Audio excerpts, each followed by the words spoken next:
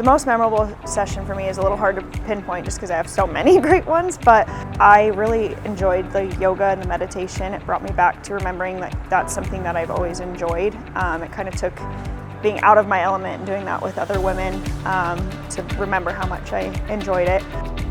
My favorite session or activity that we did was the yoga and meditation in the morning to get our day started. I have never, ever taken the time to slow down and just learn who I am. The section where I had to list the 50 things that bring me joy made me realize that one of them had to do with work, and all other 49 were about the people in my life or the things I do for myself. The meditations were pretty strong. After the content and what we worked on, being able to go to that level in meditation was different for me and definitely hit a core.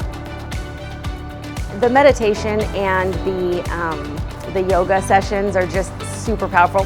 Really the meditation, the energy that you feel in the room, the sisterhood that's created amongst everyone, and just the quiet and the silence and being able to think through everything and just be, you really feel a sense of calm, and it's magical.